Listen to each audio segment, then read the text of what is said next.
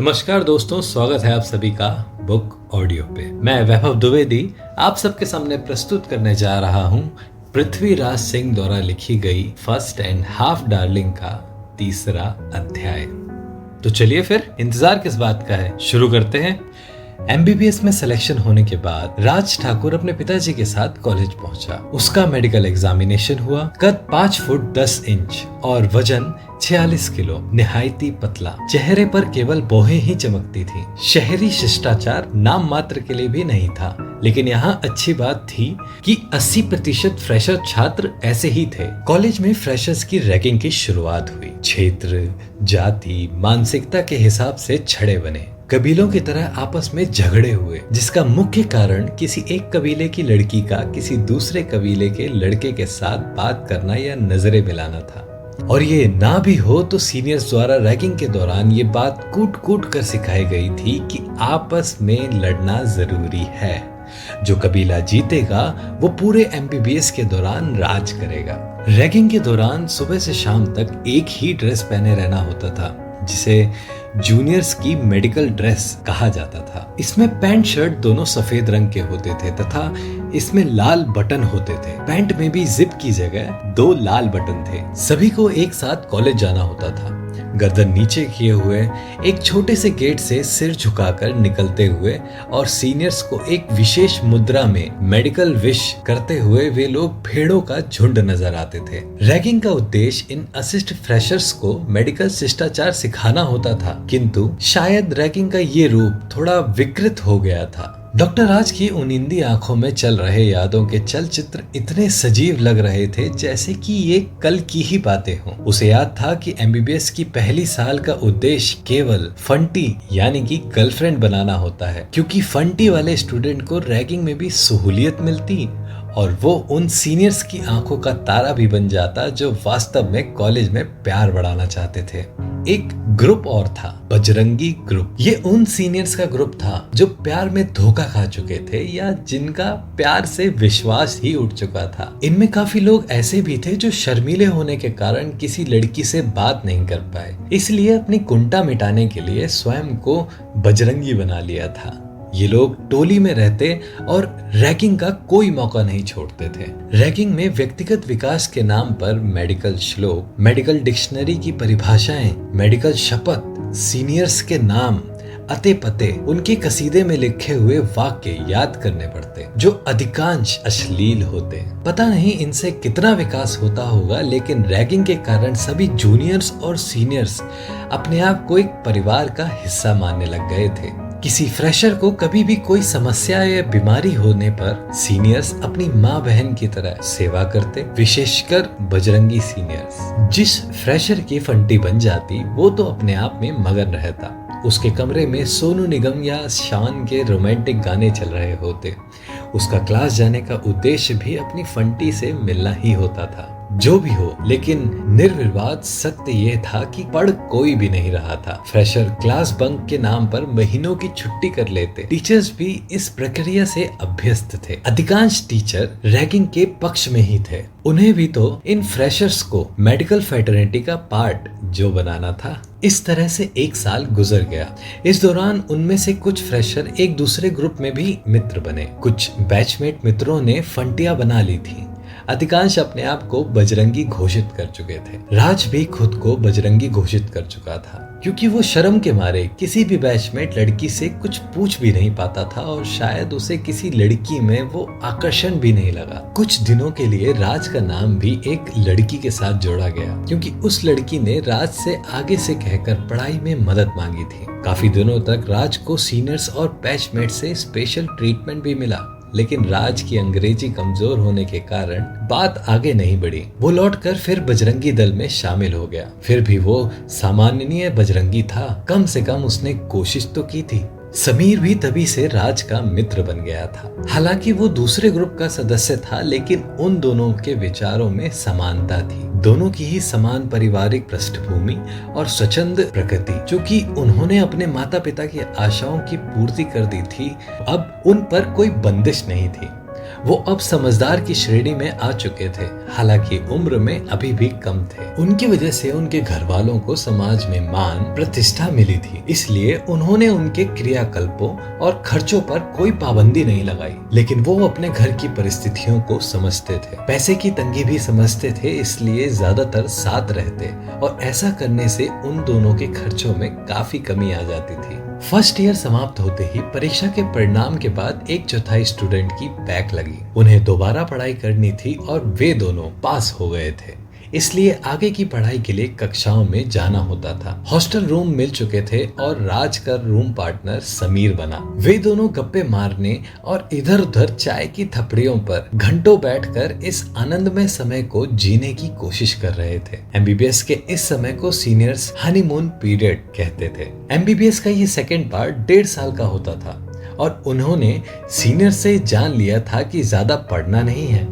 केवल नीचे के 20-25 छात्रों से कुछ अंक ज्यादा लाने हैं और उसकी चिंता भी अभी से नहीं करनी थी। राज को थोड़ी पढ़ाई की चकल्लस भी होती तो समीर मौज मस्ती के ऐसे तर्क रखता कि उसके पास उन तर्कों का कोई समाधान नहीं होता और राज को हार मानकर उसके साथ घूमने जाना पड़ता। अभी हाल ही में राज के पिताजी ने उसे एक सेकेंड हैंड मोटरसाइकिल खरीद कर दी थी। इसको अपने पिताजी से खरीदवाने के लिए राज को काफी मेहनत करनी पड़ी। एक प्लान के तहत राज ने अपने पिताजी को बताया कि हॉस्टल और हॉस्पिटल काफी दूर हैं और डॉक्टरी सीखने के लिए उसे हॉस्पिटल जाना होता है। इस बात को पक्का करने के लिए राज ने उनको टेम्पो में बैठाकर बाजार होते हुए और 5-6 किलोमीटर का फेयर लगाते हुए हॉस्पिटल घुमाया। टेम्पो का किराया 20 रुपए लगा, जिसे देखकर पिताजी का दिल पसीजा और ये देखते हुए उन्होंने जल्द ही सेकेंड हैंड बाइक का इंतजाम किया। इस तरह छल पूर्वक बाइक लेना राज को अच्छा तो नहीं लगा, लेकिन यूं ही वो अपनी जिंदगी बर्बाद भी तो नहीं कर सकता था। राज को इस प्रकार से अपने घर वालों को गुमराह कर लाभ लेने की प्रेरणा अपने बैचमेट संजय से ही मिली थी, जिसने अपने घर वालों से हमारे हाथ की एक शारीरिक संरचना एनाटॉमिकल सर्फ बॉक्स को हमारे शरीर का चीरफाड़ करने वाला यंत्र का बॉक्स बताकर इसे खरीदने के नाम पर इसने 4,000 रुपए हड़पे थे। अपने घर वालों से इस तरह आर्थिक धोखाधड़ी के लिए उन्हें कोई पछतावा नहीं था। यदा कदा सभी मित्र किसी न किसी तरह तिगड़म लगाकर ऐसे ही पैसे ऐंठ रहे थे। ये तो हमारा पारितोषिक था जो हमने अपने बुद्धि बल से लिया है, जो कि याचक बनकर नहीं लिया जा सकता। वो अपने माता पिता की मानसिकता नहीं समझेंगे तो कौन समझेगा भला। निसंकोच इस मानसिकता का फायदा उठाया गया। ये दोनों बारी से उस मोटरसाइकिल में पेट्रोल डलवाते। इससे उन्हें फतेह सागर की पाल पर बैठकर ठंडी हवा और उदयपुर के खूबसूरत नजारे देखकर वक्त गुजारने का एक और क्षेत्र मिल गया था। अब कम खर्च में ज्यादा वक्त कट रहा था। वैसे उदयपुर में खूबसूरती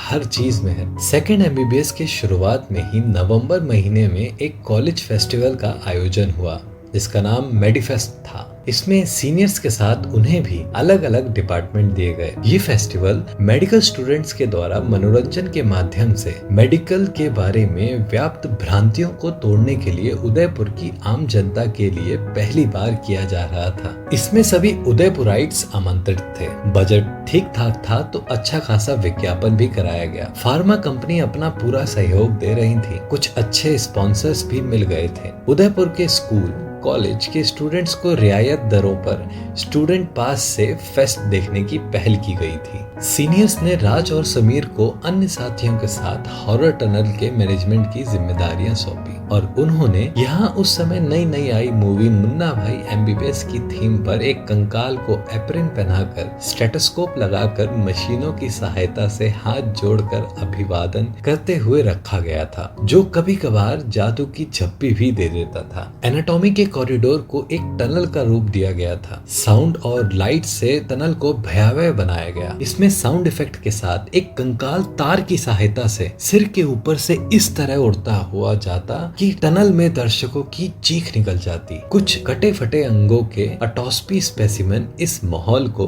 भयंकर डरावना बना रहे थे। राज और समीर अभी नए सीनियर हुए थे और नए आए जूनियर्स रैगिंग के दौर से गुजर रहे थे, लेकिन इस फेस्ट के कारण उनकी कोई रैगिंग नहीं हो रही थी। हमने सभी शारीरिक काम करने वाले उपकरणों की जिम्मेदारी जूनियर्स को दे रखी थी और वो खुशी खुशी 2 गुना जोश से ये कर भी रहे थे। उन्हें भी सीनियर्स की नजरों में अपने आप को गुलामी की पराकाष्ठा का गुलाम सिद्ध करना था। हम लोग केवल मैनेजमेंट देख रहे थे और आने वाले दर्शकों को शारीरिक संरचना एवं शरीर की कार्य प्रणाली के बारे में भी बताते थे। स्कूल के स्टूडेंट ज्यादा आ रहे थे और कभी कभी पूरा स्कूल एक साथ आ जाता था। बायोलॉजी के स्टूडेंट इसमें ज्यादा रुचि ले रहे थे। पहले दिन ही हॉरर टनल की ख्याति उदयपुर के स्कूलों में पहुंच गई थी। सबसे ज्यादा क्रेज उसी का था। किसी गर्ल्स स्कूल के स्टूडेंट के आने पर सभी स्टेशनों पर रोमांच पैदा हो जाता और सीनियर्स उन्हें इम्प्रेस करने का कोई मौका नहीं छोड़ते। कुछ लड़कियां उनके इस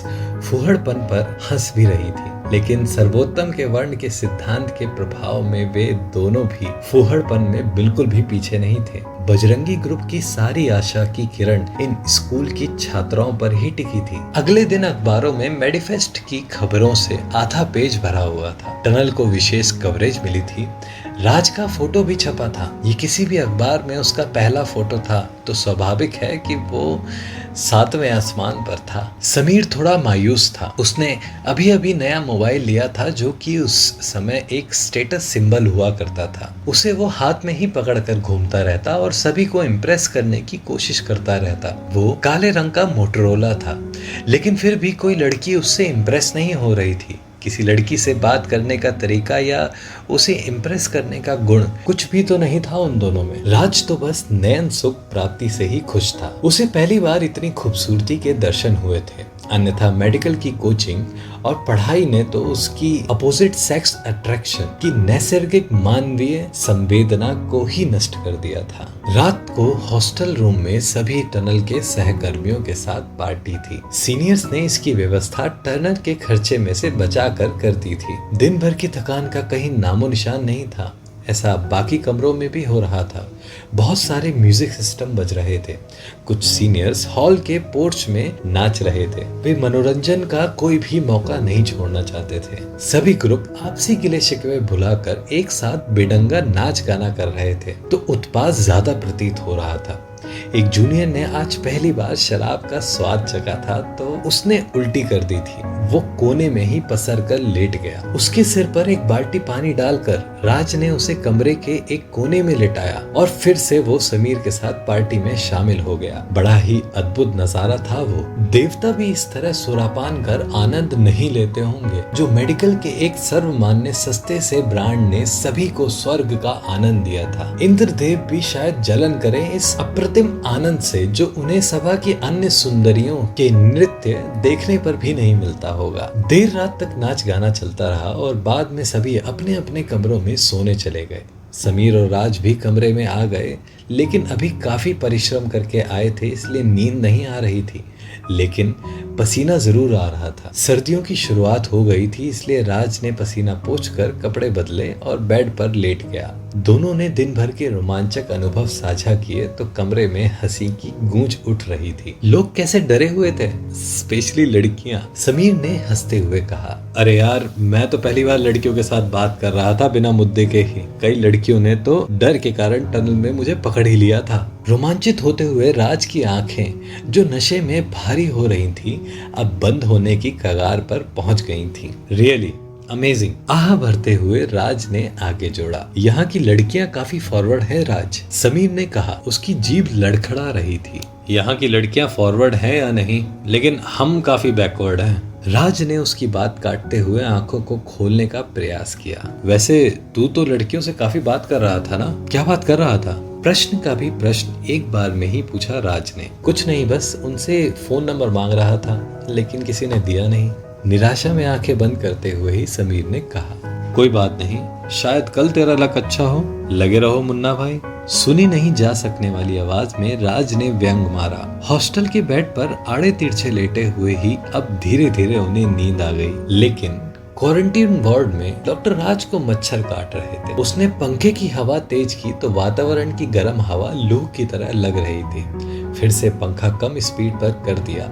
चादर ओढ़ ली तो पसीना आने लगा, लेकिन कम से कम मच्छरों से मुक्ति तो मिल रही थी। अभी सिस्टर निर्मला को जगाऊं क्या? डॉक्टर राज ने मन ही मन सोचा, लेकिन ये हॉस्पिटल है, वो कहां से इसमें बचाव के लिए कुछ देंगी? अपने आप को समझाते हुए तर्क किया। नींद कोसों दूर थी।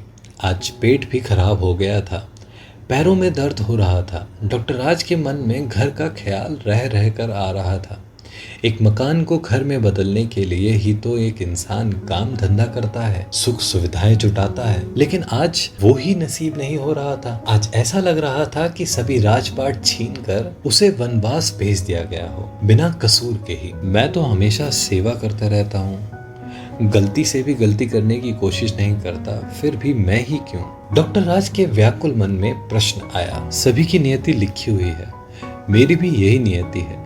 क्या होगा यदि मैं पॉजिटिव निकलूं और सभी घर वाले भी ऐसे ही क्वारंटाइन में बिताएं? डॉक्टर राज की भय के मारे पुतलियां फैल गईं। नहीं नहीं, ऐसा कुछ भी नहीं होगा, डॉक्टर राज ने अपने आप से कहा और बेड पर उठकर बैठ गया। उसे पसीना ज्यादा आ रहा था। भय को दूर करने के लिए विचारों से ध्यान हटाया, मुंह धोया और कुछ हंसी मजाक के YouTube वीडियो मोबाइल पर देखने लगा। अब ये देखते देखते गर्दन दर्द करने लगी। वो फिर लेट गया। रात के 11 बज गए थे। नींद की झपकी आने ही लगी थी कि डॉक्टर राज को जोर से खांसी का एक दौरा आया और उसकी सांस अटक सी गई। करीब 10 सेकंड तक सांस अटकी रही, फिर धीरे धीरे उसने बड़ी मुश्किल से हवा अंदर खींची। गले में बहुत दर्द हो रहा था। वो सिर पकड़कर दीवार से पीठ लगाकर बैठ गया। उसे अभी भी सांस लेने में दिक्कत हो रही थी, इसलिए उसने एक घूंट पानी पिया और सिस्टर निर्मला के स्टाफ रूम में कॉल किया। दूसरी तरफ से अनिंदा सी आवाज आई। कौन है? सिस्टर निर्मला ने पूछा। सिस्टर, मैं डॉक्टर राज, उसने पूरी ताकत से कहा। सांस लेने में तकलीफ है, नेबुलाइजेशन करना पड़ेगा, प्लीज नेबुलाइजर ले आइए। उसके अंतिम शब्द फुसफुसाहट बन गए थे। आवाज निकलने में भी दिक्कत आ रही थी और ज्यादा खांसी से आवाज बैठ गई थी। ओह डॉक्टर, मैं अभी आई। सिस्टर निर्मला की नींद काफुर हो चुकी थी और वो तुरंत नेबुलाइजर लेकर डॉक्टर राज के पास आ गई। डॉक्टर राज को रह रह कर खांसी आ रही थी, लेकिन नेबुलाइजर ने सांस की कठिनाई को कम कर दिया था। अब उसकी सांस नहीं फूल रही थी। जब डॉक्टर राज नेबुलाइजेशन ले रहा था, तब सिस्टर निर्मला थोड़ी दूर पर उसे डांडस बंधाते हुए कुछ बोल रही थी, लेकिन वो नेबुलाइजेशन से सांस लेने में मिल रही शांति के आनंद में कुछ भी सुन नहीं पा रहा था। बस उसकी आंखों से आंसू की एक बूंद निकल आई। उसे सिस्टर निर्मला ने देख लिया था। ज्यादा परेशानी है क्या डॉक्टर राज? मैं डॉक्टर सिंह को कॉल करूं? सिस्टर निर्मला ने अपने पन से पूछा। नहीं नहीं, सांस की तकलीफ बढ़ गई थी, अब ठीक है नेबुलाइजेशन से। रुक रुक कर डॉक्टर राज ने जवाब दिया। मैं कल उनसे बात कर लूंगा, तब तक आप आराम करो। डॉक्टर राज ने सिस्टर निर्मला को धन्यवाद देते हुए बोला। डॉक्टर राज को अपनी इस स्थिति से थोड़ा डर लगा। उसे एकाकी जीवन जीते हुए अनगिनत लोग याद आ रहे थे, अलग अलग लोगों की अलग अलग कठिनाइयां। कोई जिंदगी की जंग जीत जाता तो कोई हार जाता। विषम परिस्थितियों में डॉक्टर इस महामारी से लड़ रहे थे। अभी कोई मानक दवा नहीं थी इस कोरोना रोग की, केवल ट्रायल चल रहे थे। अच्छी बात ये थी कि इसकी मृत्यु दर कम थी। वायुविरुद्ध लोग जो अन्य बीमारियों से ग्रसित थे, वही ज्यादा मौत के मुहाने पर थे। क्वारंटाइन में मानसिक स्थिरता बनाए रखना ही अभी इसका इलाज था। वैसे भी किसी समस्या की भयावहता उस समस्या के प्रति मन में विचारों से होती है। डॉक्टर राज भी डर और शारीरिक बीमारी से लड़ रहा था। अपने आप को मानसिक संबल दे रहा था। कमरे का एकाकीपन ज्यादा खराब था इस बीमारी के बजाय। खांसने पर एकाकीपन कम होता था। कमरे में खांसी की इको अपने आप को सजीव होने का एहसास कराती थी। डॉक्टर राज फिर आंखें बंद कर लेट गया। सांस की समस्या के समाधान से जो सुकून मिल रहा था, उससे आंखों के सामने चल रहे चित्र अब अच्छे लगने लगे। कॉलेज की कहानियां आगे बढ़ने लगी। शुरू में आंखों में चित्र धुंधले थे, लेकिन अभी पूरी तरह साफ हो गए थे। कमरे की हवा भी रात बढ़ने से शीतल हो गई थी और मच्छर भी कम हो गए थे। अकेलेपन में ऐसा रोग जिसकी कुछ मृत्यु दर भी है, एक ऐसे इंसान को डराने के लिए पर्याप्त है जिसके कुछ सपने हों। किसी अनहोनी का भय ऐसा ही एक डर है जो अपनी खुशनुमा जिंदगी के पुराने पन्नों को दोबारा खोलना चाहता है। कि कहीं कोई कमी तो नहीं रह गई। आज इस डर ने जिंदगी की किताब के पुराने पन्ने खोलने के लिए मजबूर कर दिया था, जिन्हें कैरियर और जिम्मेदारियों ने रद्दी बनाकर छोड़ दिया था। एक बार पुनः उसे पुराने कॉलेज, हॉस्टल लाइफ एवं अन्य मित्रों की याद आने लगी। इतनी रात कहाँ फोन करूं, कैसे किसी को मेरी अवस्था के बारे में बताऊं। डॉक्टर राज के मन के संकोच ने फिर एक बार चादर ओढ़कर बेड पर लेटे रहने को ही सर्वोत्तम विकल्प बताया और दिमाग ने उससे मान भी लिया। आंखें बंद करते हुए ही फिर एक बार कॉलेज के वही दिन याद आए। तो दोस्तों, ये था पृथ्वीराज सिंह द्वारा लिखा हुआ फर्स्ट एंड हाफ डार्लिंग का तीसरा अध्याय। ऐसे और भी अध्याय हैं जिनको सुनने के लिए आप हमारे साथ यानी कि बुक ऑडियो के साथ जुड़े रहिए। मैं वैभव द्विवेदी आपसे अलविदा लेता हूं और मिलते हैं अगले अध्याय में।